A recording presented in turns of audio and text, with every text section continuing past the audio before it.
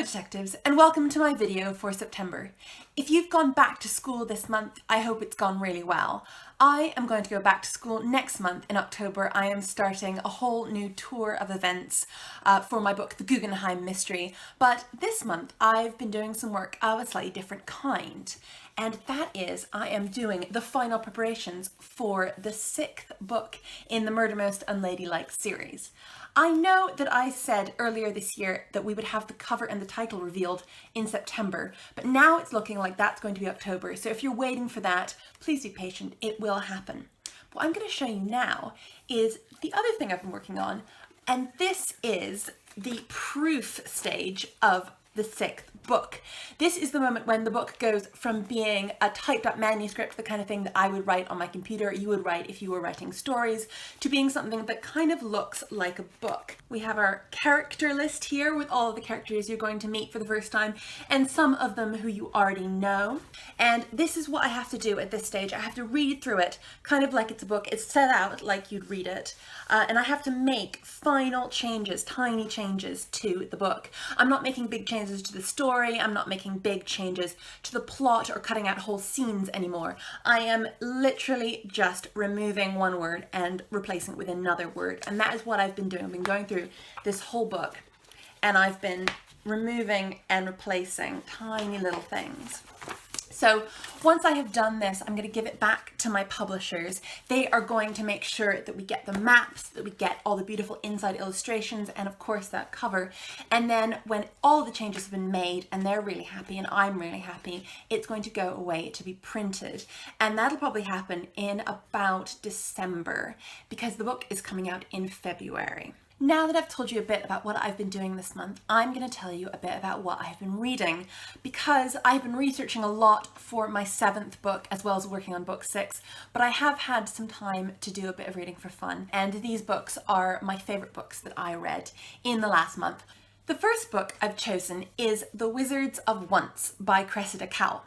Now, you probably know about Cressida Cowell. You have probably read her How to Train Your Dragon series. You have probably seen the film with Toothless the Dragon. I absolutely love Cressida, and this book is a fantastic read that will, I think, even if you are a huge How to Train Your Dragon fan, it will not disappoint you. It is so much fun. It is so magical and exciting and dark. It is beautifully illustrated. Cress does her illustrations as well as writing the book. She is extremely talented.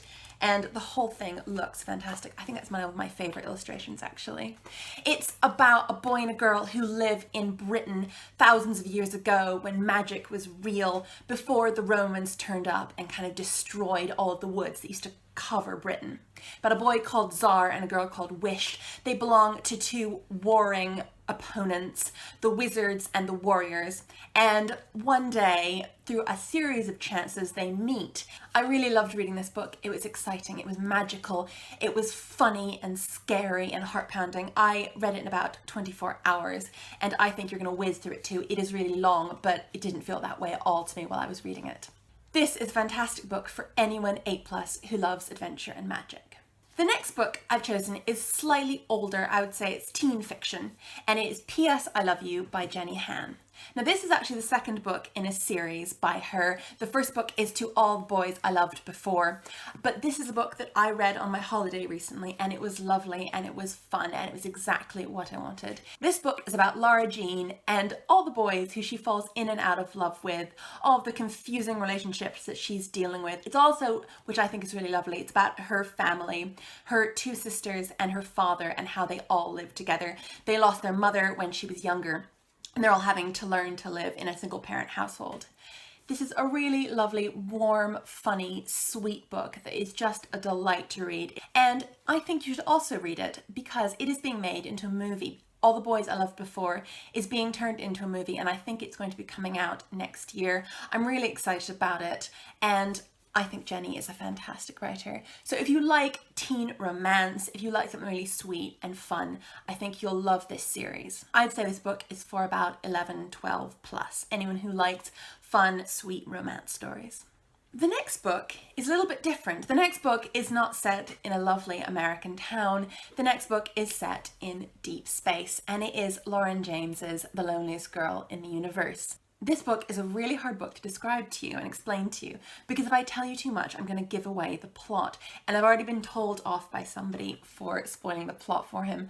So I won't say too much, apart from the basic setup, which is that Romy is literally the loneliest girl in the universe. She is 16 years old, and she is the only person on the ship that is traveling to a new world that hopefully she will be able to settle. She's completely alone, and you'll see why she's completely alone in the book. And then one day she gets a message. She gets a message not from Earth, but from another spaceship. There's another spaceship coming behind her that is going to meet up with her.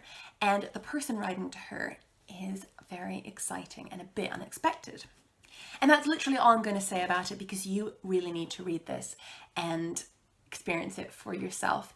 It is one of those books that is genuinely unputdownable. I was walking from the train station home reading this book because I couldn't bear to not finish it.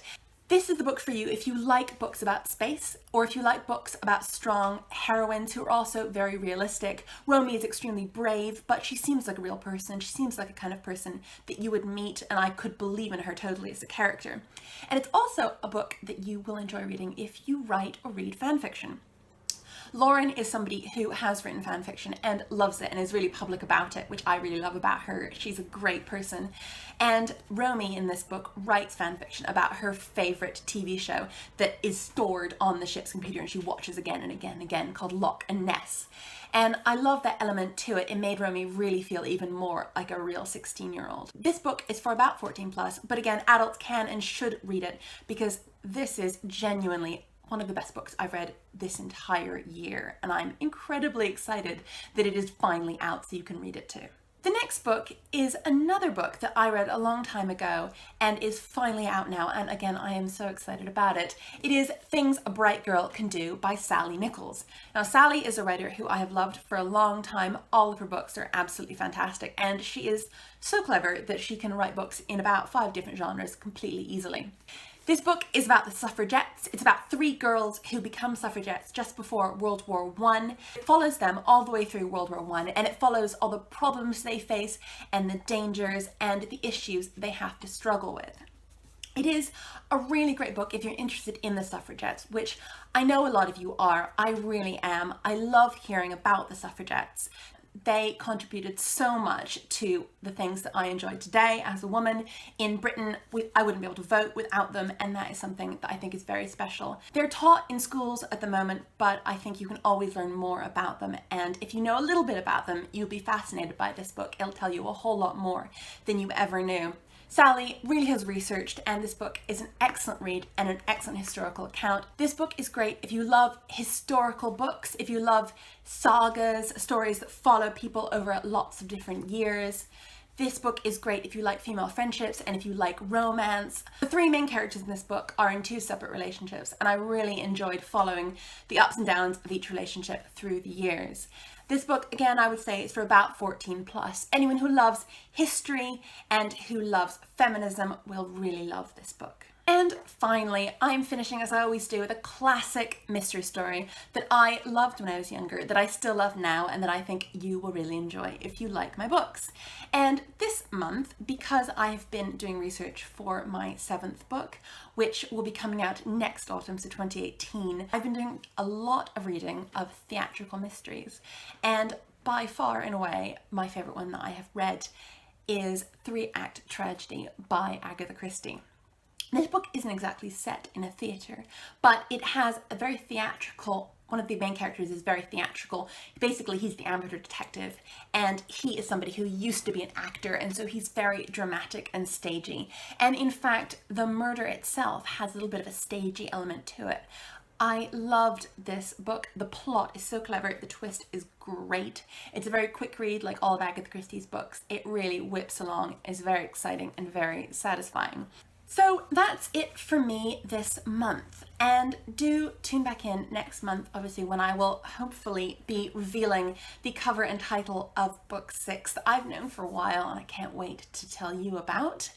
And also, of course, check back next month for more book recommendations. I have a lot of exciting things coming up. And of course, my recommendations, because it is October, will be Halloween themed. So I'm quite looking forward to that, and have a great month.